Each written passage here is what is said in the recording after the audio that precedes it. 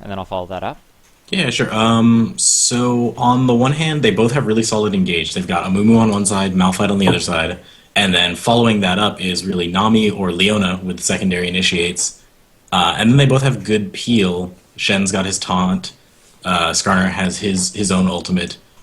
The weird things to me that I'm a little worried about. I'm guessing that's a Quinn mid. It definitely is. It's one of our moderators, and she's obsessed with Quinn mid. So that leaves the other team a little bit low on magic damage, which could be problematic against Shen, who can kind of just build complete full tank and be hard to take down. So I think Malphite's going to have to provide a little bit of extra magic damage just to even that out. Or Skarner, because Skarner brings a good mix of magic and physical damage. What about Nami building a little bit of AP? I've been playing a lot of Nami recently, and as a mid to late game item, she can sometimes justify getting a death cap because she doesn't need once she has her CDR and once she has her other stats, it actually amplifies the healing and damage per bounce of her W and increases her utility exponentially. Normally, I would agree. The two things that scare me are double AD means that the team is going to need a lot more. Like, there's really no tankiness from mid, and so it's going to be really hard for that. And then also the amount of AoE that the other team has, where if Nami takes like an incidental mummy stun from his ultimate, or that's not a stun, that's the snare and the root, but still that's a dangerous situation. But yeah, if she builds a decent amount of AP, at least they'll have some magic damage. In my opinion, purple team is relatively snowball reliant. If Quinn doesn't get ahead early, she's going to have a hard time remaining useful. And if they fall behind in any way, well, they're just going to get AoE comped all game long because there's a Leona, a Mumu, and Victor just dropping the entire combo on you, and then Vayne just running around cleaning up. I actually have issues with low range AD carries, not in general. I think they're often good. There are 5 or 6 champions that basically ruin their day, and Amumu's one of them, Kennen's one of them, Annie's one of them. Anyone who has either a lot of AoE burst that's long range, or a lot of instant target burst that's single target. It just becomes very hard to enter team fights after about 20, 30 minutes. Oh, I absolutely hate supporting Vayne's in solo queue because you can win as much as you want, but if they shut you down at all late game, well, that pretty much boils down to not being useful. Exactly. But yeah, no, I'm just interested to see how they're going to scale up relative to each other because Victor actually has a very, very powerful mid game. It's just terrifying. If he lands a combo, you're dead. The other thing there with the low range AD carries is just I think that's why Twitch and Tristana are really coming into their own with the item changes as opposed to Vayne. Just because they can actually continue to fight For sure. without being zoned away by everything. As far as individual matchups go, I think Malphite and Shen should just kind of be a chill lane. They both have teleport. They don't really have kill pressure. Skarner Malphite still doesn't really have kill pressure on Shen. Amumu Shen still doesn't really have kill pressure on Malphite. Both the junglers should put their efforts elsewhere, which in my opinion is worse for Skarner, just because he's not very good at ganking into bot lane. So that leaves him with just mid, and I don't know how ganking into Quinn works because she's low on CC. So Yeah, Quinn has to follow up with damage, not CC. Similar idea with Victor, though. Depending on how you're playing it and what matchup you're in, you often won't be leveling your W until relatively end of the laning phase. Personally, I take it at level 8. If I'm in a lane like this, though, I would take it at level 4. The Mumu Victor, though, the kill potential on that versus a Quinn, she's not going to be able to get away from it. Exactly, because Mummy has like the 2 CCs for Victor to bring his burst, whereas Skarner really works better in burst paradigms. So where you have a mid that like Syndra or Annie that can you ult someone and they disappear, or Zed is another strong one, Katarina. Quinn has some burst, but a lot of her damage is over time, obviously, being an AD champion, and so Skarner synergizes a little less well there. So really the main issue I see is Skarner is going to have a hard time ganking any of these lanes. I guess Nami Bubble and Nami Wave and Jinx Slow are the 3 main ways that he's going to be able to get in. I think probably the best way to play this in terms of Skarner would be... Is invade Mummy. Well, yes, obviously, as you mentioned before, his invade is really strong and Amumu's weak to that. But in terms of ganks, I would just sit in bot lane, whether it's in tri-bush, whether it's in lane bush, and wait for Leona to engage, because she's going to constantly try and dive. And once that happens, you can just counter-engage with Skarner. They've already used their CC, and you can just walk up and, in this case, just stun them up and clean up. If the one thing I would say is if Vayne plays smart and holds on to her knockback, she could negate that. But I think if they want to go all in, she's going to try and get the stun off, and so that shouldn't be a problem. Well, if they have multiple people to follow it up, because they have the Nami bubble. They have the Nami bubble in the wave. Yeah. Yeah. Honestly, I would just focus Leona at that point. Like, if you can't get to Vayne, you can't get to Vayne. You may as well just take out Leona. If Leona falls behind, I find she's pretty useless, because her only gameplay style is to hard engage. Exactly. And she also has trouble with that just because Vayne is so weak in the early game. Although not as weak as I think people tend to think she is. She's actually surprisingly strong post 6. Especially in 1v1 matchups. I would almost prefer to see the support switched around. I'd want to see Jinx with Leona because they do have that really strong early game, abusing the level 2 traps, abusing the slow to set up those easy engages from Leona. And then Nami with Vayne works so well because if you fall behind, you have a heal. If you're ahead, you land a bubble, triple auto attack with the empowered Nami E. I just think that the pairings should almost be switched around if they wanted to really shine in these lanes. So for me, it seems like Leona Vayne should lose that bottom lane if they play it safe enough, just because Jinx scales about as hard as Vayne. Not necessarily in pure damage, but she has the range to be able to fight safely compared with Vayne. And then Nami has the sustain, so if the Leona lane falls behind at all, Nami can just continually sustain. There's no way that they can really make a hard engage. Mid, I actually don't see Quinn or Victor all that much, but I think Victor actually should do decently well in the mid game, as long as he doesn't, get cheesed early by the amount of ranged poke that Quinn's going to be able to bring out. Victor's level 1 and 2 is potent, but if Quinn is able to get her passive off multiple times, it's not going to go in your favor.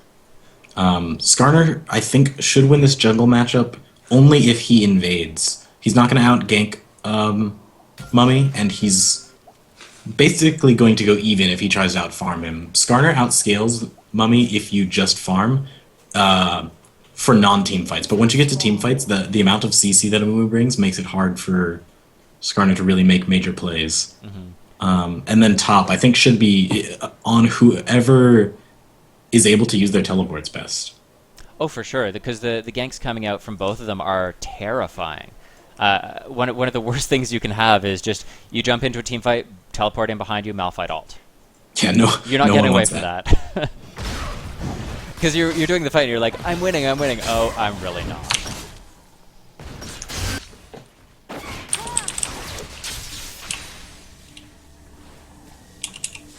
Yeah, so Quinn actually taking a lot of minion damage here. She technically does win the trade, but stays a little bit too close. The minions just even it out and does not go in her favor. Right. The sustain might help in the long run, though, just because of the Doran's Blade. As long as Victor's Q casts during her vault, it'll actually absorb the second auto attack. So a couple of other things that I want to point out. The Skarner's not running move speed Quince. Oh. Which is a little bit dangerous, just because Skarner already has trouble closing the gap. However, he's doing something I like, which is running attack damage marks instead of attack speed marks. Because your attack speed only scales your Q now, not all of your abilities, so attack damage actually does better.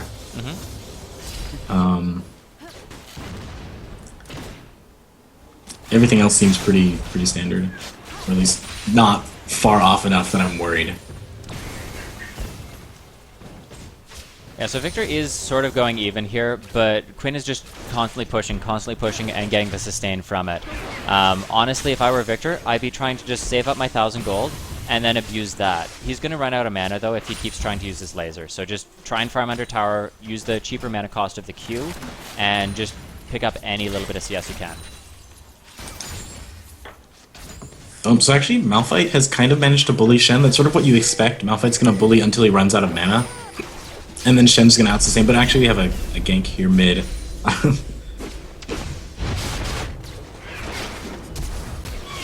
Ooh. Oh. He flashed before his Q came up. If he flashed 1 second later, he would have been able to Q ignite and just walk away. The other thing, I don't like that flash in general. If your jungler ganks and pushes the laner out, it's almost better just to sit back and farm because they have to go back anyway. And so, Well, especially with how well Victor scales with early items and early levels.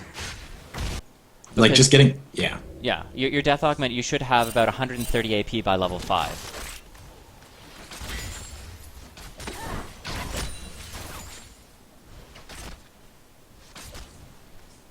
Another big thing we can see is that because Skarner got to hold mid, he picked up a ton of CS. He's not at 5 yet, but he's about halfway there. That means if he just farms the jungle, he'll hit 6 before his blue comes up, and that's a pretty terrifying position.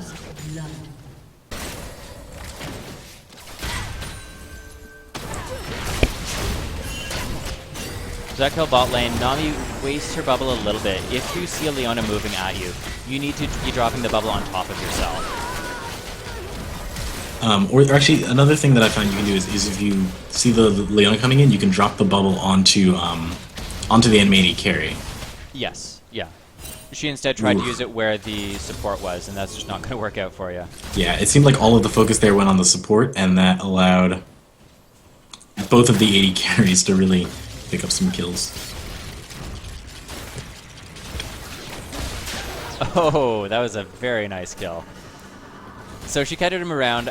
Leona should have been able to get that kill initially with her flash by using the triple auto attack combo. Instead, she led with her Q, so she wasted one auto attack and wasn't quite able to finish Jinx off. Jinx then had enough time to get her traps back up, kited just barely around them, and was able to pick up the kill with a zap auto attack combo.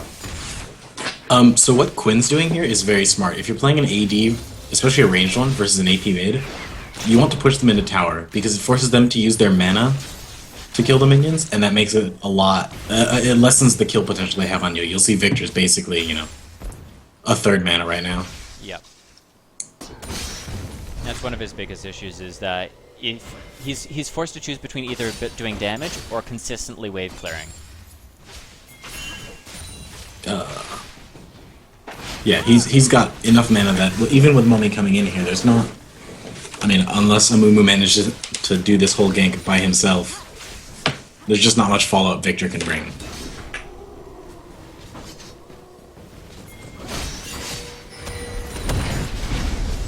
One thing I see junglers do a lot when they do that mid gank is just come in through the line bush. But if he just walks around like he's going towards blue buff and ganks from behind, that's a much better angle. And of course, stopping the dot bush on the way to make sure there's no pink ward there.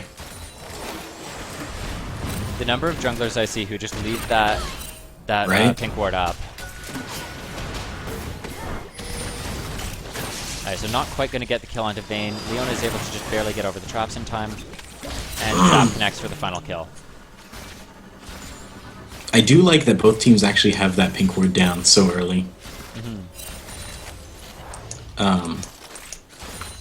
It looks like Victor got his pink ward for his own side, and the other pink ward on the other side is from the jungler.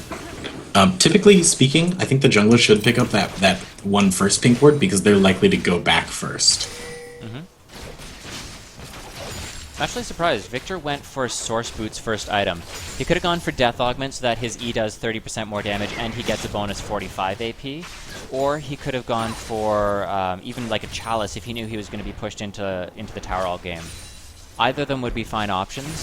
Source Boots, though, just strikes me as odd because that's a roaming choice. Victor is not a good roamer, and he's not going to be able to versus this opponent. On the note of item differences, Jinx is now coming back to lane with a BF sword as well. Oh my So goodness. that lane is going to be very interesting. I also really especially- like them taking away that white. Especially because Leona has to go in.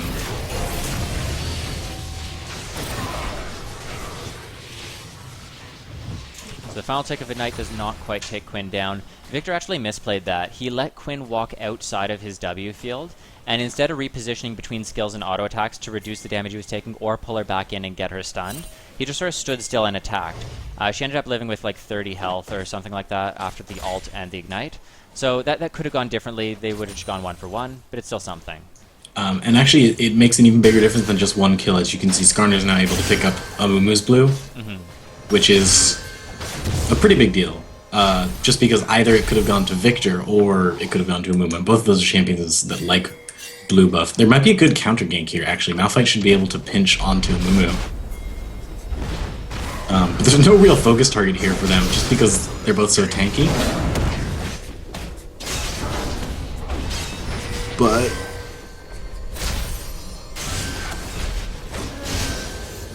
and this is really where Skarner shines, is in those 2v2 fights.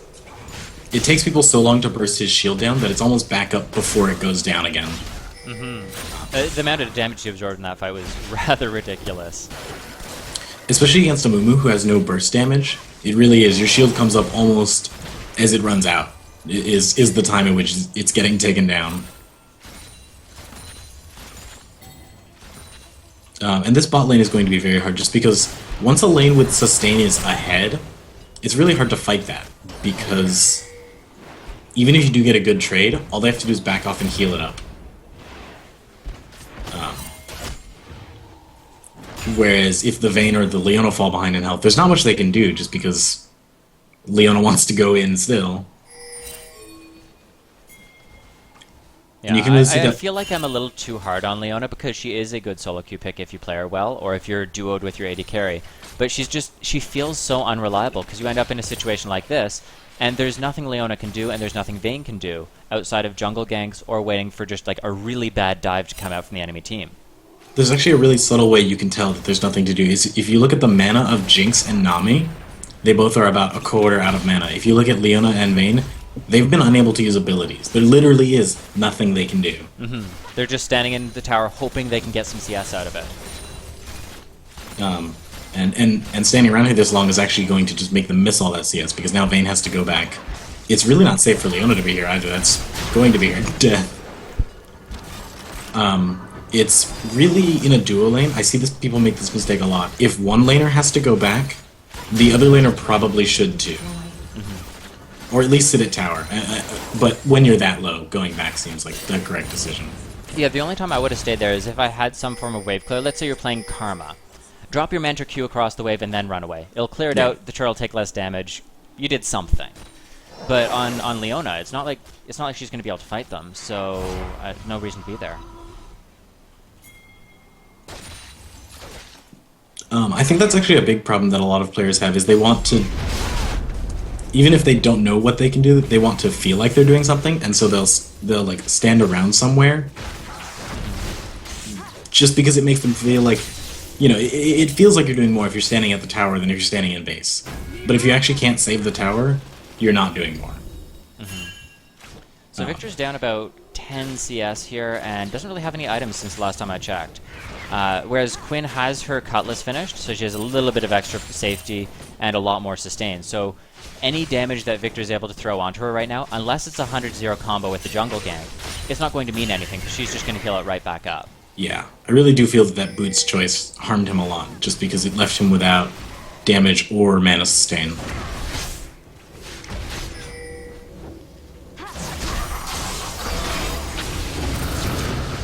It feels like an odd choice, but it works out. They grab the mummy and pick up a kill. Taking a lot of summoners with it, too. They get Victor's Ignite, his ult. Ooh, not quite able to connect on that. Almost getting the kill. It seems to me like Victor didn't realize that Shin was coming in there. He could have stayed and put a little more damage on Skarner. They probably could have gotten him. They probably would have been caught out, though, because Vayne and Leona are here now. Yeah, that's fair. Also, the another thing that concerns me is the damage build on Amumu. Yes, they have a Shen top, and so, you know, they do need a little more damage, but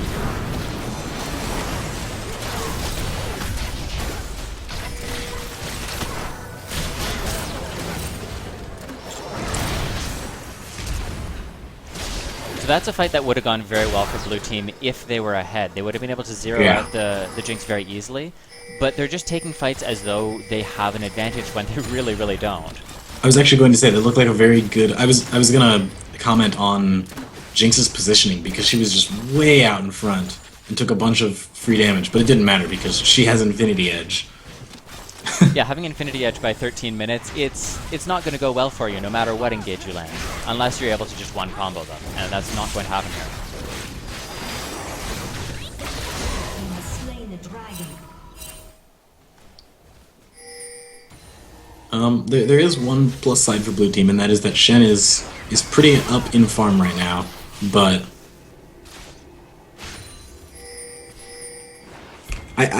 I also want to point out the Frozen Heart on Malphite. Too often, people will stack armor on Malphite because he does have that ground slam that scales off of armor. But if you look at the damage sources on on blue side, they're almost entirely magic. Shen is gonna get most of his damage from Key Strike, which is magic damage, and Sunfire Cape, which is magic damage. And of course, Amumu is 100% magic damage. Victor's magic damage, and so Even the AD carry, it's true damage, so that armor is not going to mean anything. right. And the attack speed reduction isn't actually all that strong against Vayne because so much of Vayne's damage, especially when she's not building Bork, comes from tumble. Now, is Blade of the Ruined King still not core on her? I just haven't seen many Vaynes since the patches.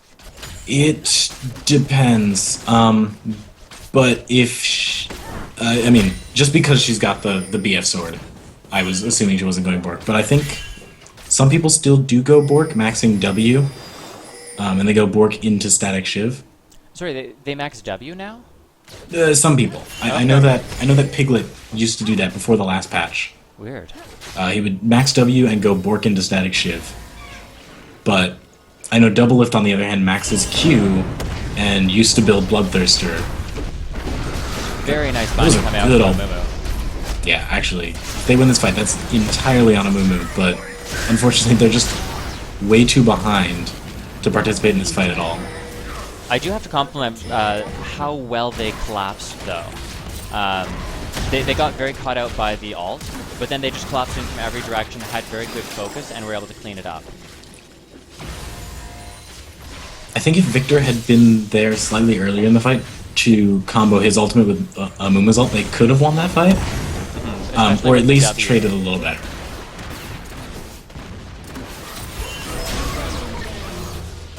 Yeah, Victor's ult, if you get a full channel of it, is somewhere around 1500 base damage.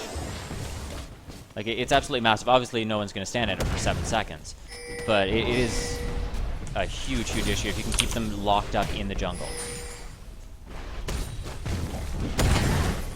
Triple team's turret has been destroyed.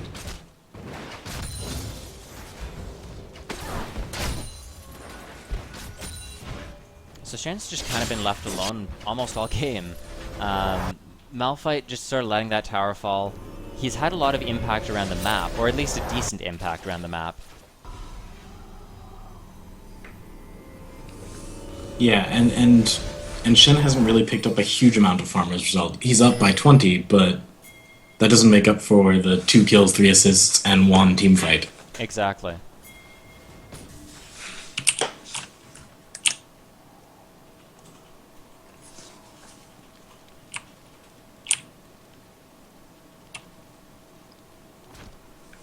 So Victor finally did get his death augment, but it's a little late on that. It's 17 minutes into the game, and he's only at 100 CS.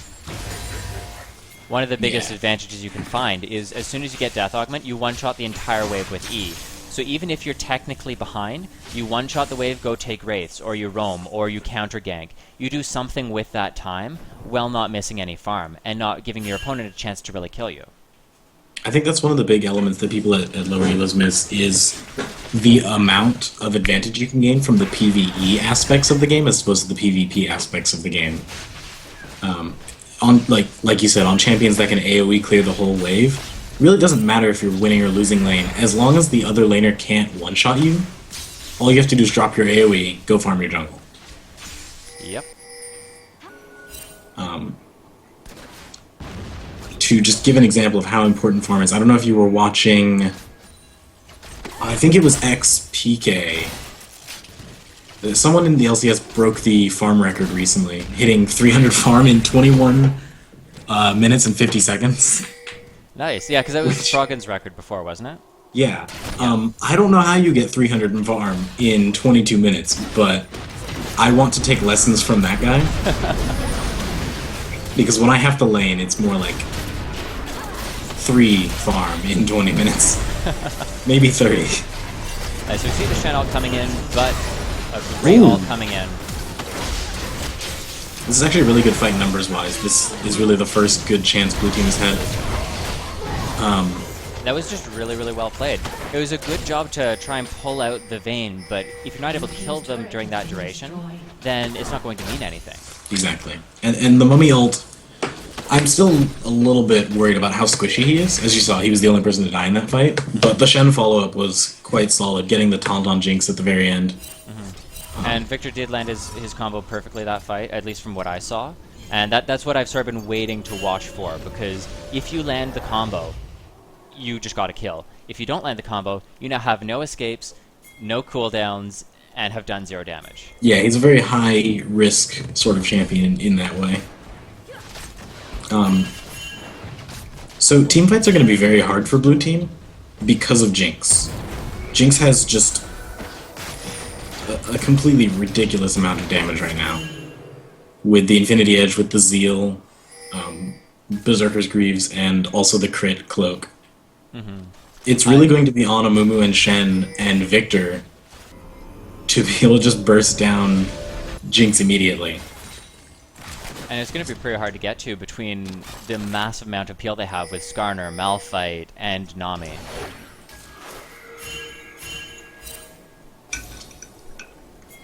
I do like that Shen is going for the mostly armor build.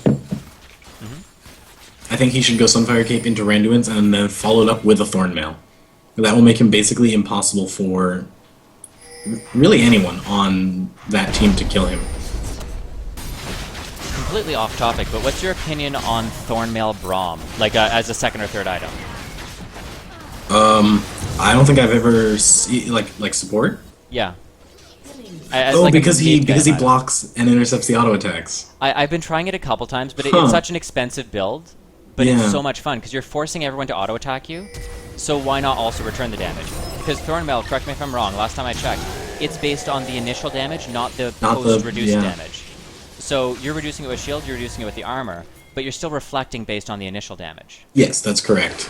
Yeah, I could see that. It's basically the same reason you build Thornmail on champions that have a taunt.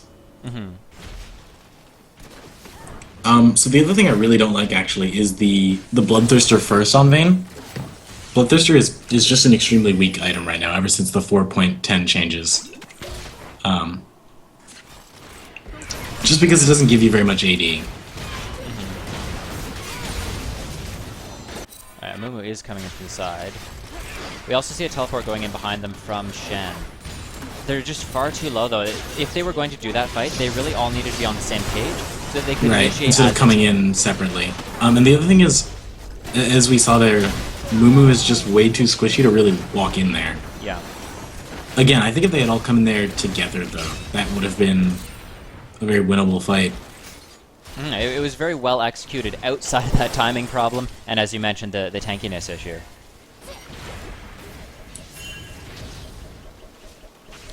Not quite sure why Malphite teleported down, though, because Victor is full health, and the team fight's long over. Good play by Victor, at least. There's really no damage here to kill Victor, so I think he can just walk out of this. If Nami's not careful, yeah, he has Ignite up, and his ult's up in 15 seconds, so if Leona lands disengage, they may be able to chase this through. So this is what I was talking about with the Frozen Heart and Sunfire. Look how much damage Malphite takes from the magic damage of Victor. That's... Yep. He's not at all tanky to the people he needs to be tanky against. Whereas Shen just kind of laughs at Skarner's damage. I want to point out Victor went for Rylai's as a second item. I really disagree with that. It is really utility heavy and more tanky than damage. I'm actually kind of okay with it, if only because of the way that Amumu is building. That being said, though, they still have a Shen and a Leona. It's not as though they don't have tanks on the team. My issue with it, though, is that the only single target skill that Victor has is his Q. and relies on AoE is pretty bad. Like, I mean, it's still useful. Yeah, it's only but like 15%. Exactly, so it's barely noticeable at that point. If you're in range to land a Q as Victor, you are either winning the fight or you're dead. Like, at that point, someone is either engaged onto you and you're trying to burst them down, in which case AP is more useful, or you're chasing someone to clean up the kill, in which case AP is more useful, or CDR is more useful, or move speed is more useful. Right. Also, another notable thing is the farm difference between Skarner and Amumu, because Amumu was mid, trying to make plays so many times. Skarner's just been able to basically free farm, and he's almost to his core build. The one thing I would say he's missing is a Kindle Gem. If you get that last 10% CDR, Skarner becomes a lot more difficult to deal with.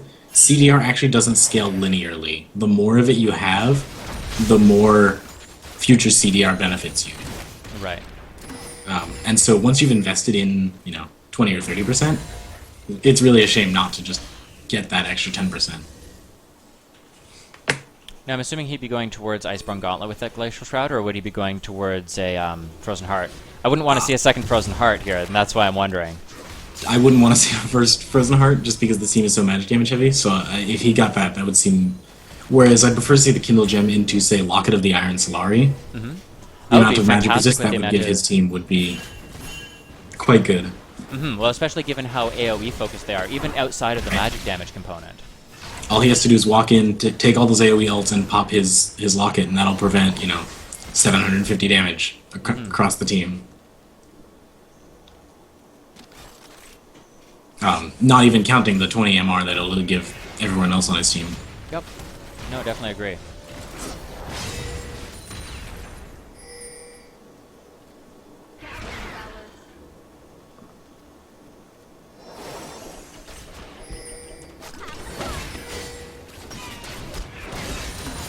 So we see a little bit of an ARAM dance coming out. It makes sense from just being so far ahead, but honestly, I would much prefer to see a split push going on. Malphite has his teleport up in about 30-40 seconds.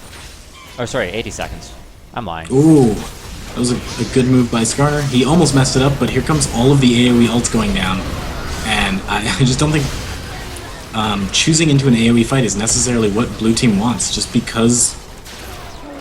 I mean, they're going to come out basically even, but with how far ahead they are, they should have won any team fight. But clumping up like that, Amumu's ultimate is just the strongest team fight ability in the game. And so if you're going to let it hit 4 or 5 people, you're not going to like however the fight turns out. That was a perfect execution from blue team. If they were even slightly more even, that would have just won them, not the game, but it would have got them at least a tower, at least another objective. Exactly. Going and 4 for 4 control. when you're up 10k gold is a sign that the team fight was not executed very well. And especially with Vayne having the very, very low damage Bloodthirster into Phantom Dancer build. Yeah, I would prefer to see Malphite split pushing, because, I mean, he's going to have his teleport up relatively soon. He can, at this point, he's not going to be killed by anyone. He has his flash, he has his ult. He's going to be able to get away from people or engage onto people if it goes in his favor. So why not just have him split push, have them misrotate, and then abuse that to take objectives? So I just want to comment on builds for a second. This is sort of a thing that I also kind of see a lot with my friends who play, is people having builds that are sort of a set, number of items, and that's the double Frozen Heart. A, you never really want 2 Frozen Hearts on one team, but B, there's almost no one that Frozen Heart affects on the enemy team. Whereas, again, that Frozen Fist would be better just for kiting, for chasing. The Locket would be better for the AoE teamfight. 2 Frozen Fists means there's basically 6,000 gold on that purple side team that's really not doing very much. Exactly. Yes, it will add a little extra armor against Vayne, but about half of Vayne's damage is true damage anyway. Depending on how she's building. Yep. I'm really not a fan of Ardent Sensor. It sort of works on Nami, but I think there's just so many better uses of her gold. Yeah. I would have preferred to see, instead of Ardent Sensor, if you want a utility item, she should have gone for the Crucible. She doesn't have a Crucible in there versus this much CC, right? Ardent Sensor is also just extremely gold inefficient. And it has to be, because because sustain lanes win when they're ahead. And obviously all lanes win when they're ahead, but sustain lanes become basically impossible to fight at all when they're ahead, because if you get a good trade, they just negate it with sustain. So I'm not sure what Amumu was doing there. It almost looked as though he was AFK, but he is responding. I think it is possible that he was DC'd for the start of that fight. It's possible. Yes. Yeah. There he goes.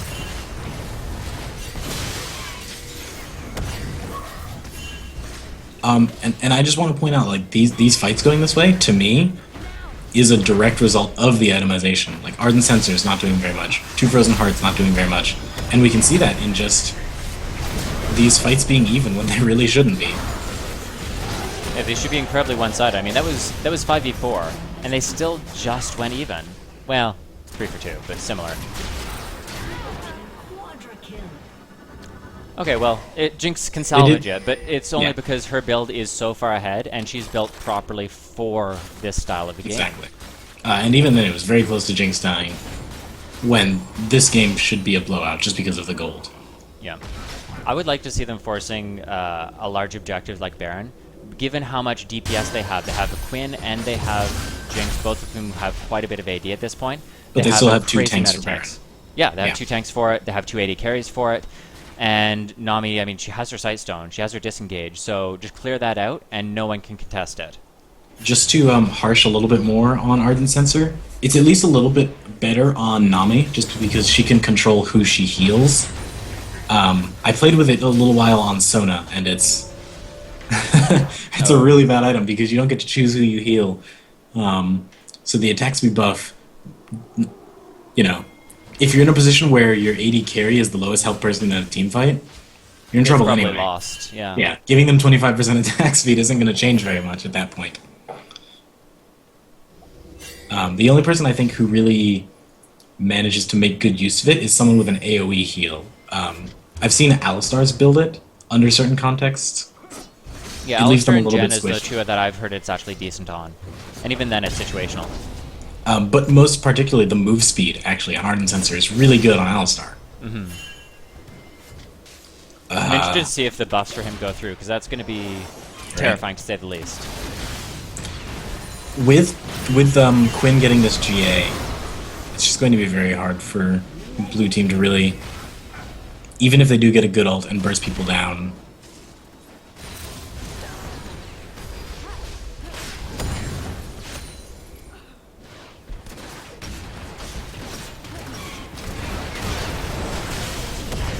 At this point, they're so tanky, they can just end the game. And that's what I want to see happen. Especially after the rather shit show that was last game. Yeah, these sort of fights are really what could have been happening 10 minutes ago, just because of how far ahead they were. Anytime your AD carry has, I don't know, 5 to 10 kills, that's not a good position for the other team to be in, 10 minutes into the game. Just because at that point you don't really need to even win team fights all that hard, because your AD carry is going to take a tower every time you get a couple kills.